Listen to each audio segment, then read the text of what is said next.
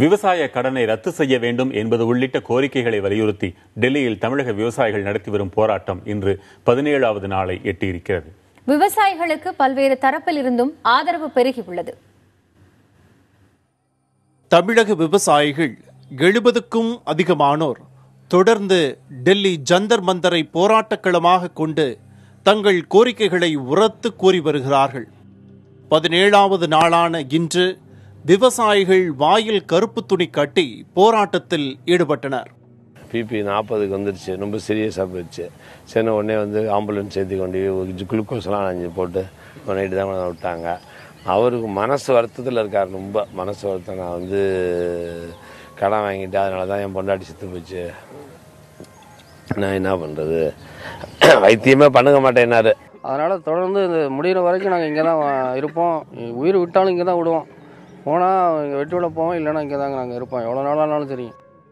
போராட்டத்தில் இன்று நாம் தமிழர் கட்சியின் ஒருங்கிணைப்பாளர் சீமான் பங்கேற்று ஆதரவு தெரிவித்தார். யாரும் தெருவில் போராடல, எனக்கு தொழில் நட்டமாகி போச்சுன்னு. ஆனால் உலகத்துக்கு சோறு போடுற வேளாண் குடிமக்கள் வீதியில் நின்னா இந்த நாடு எவ்வளோ பெரிய உணவு பஞ்சத்தை எதிர்நோக்கி போய் கொண்டிருக்குது, எதிர்நோக்க காத்திருக்குது என்பதை நாம் புரிந்து கொள்ளணும். இன்னைக்கு பீர் வித்த முதலாளி விஜய் மல்லையா 6000 கோடி கடனை வச்சுட்டு வெளிநாட்டில் பத்திரமா இருக்காரு. சோறு போடுறவன் இன்னைக்கு தற்கொலை பண்ணி செத்துக்கிட்டு இருக்கான். கட்டி வச்சு அடிக்கிறாங்க. 1 லட்சம் ரூபா உழவு எந்திரத்துக்கான கடனை கட்ட முடியலன்னு ஒருத்த நாட்டில் பாலுங்கிற ஒரு விவசாயி. அப்போ இது எங்கே போயிட்டு இருக்கு இந்த நாடுன்னு பார்க்கணும். But these farmers who have come so far away from Tamil Nadu, they have met the President of India and they have also met the Finance Minister of India, Arun Jaitley, and they are giving empty promises, empty solutions. Nobody is really taking any step. The industrialists are being given loans.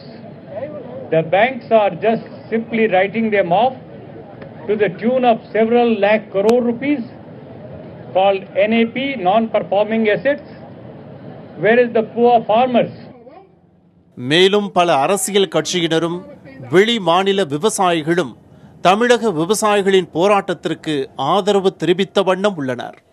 பிச்சை எடுக்கும் போராட்டம், எலிக்கறி உண்ணும் போராட்டம் என விவசாயிகள் இந்த போராட்டம் பல்வேறு வடிவத்தை அடைந்து முடிவை தேடி முடிவில்லா போராட்டமாக நாளையும் தொடர்கிறது.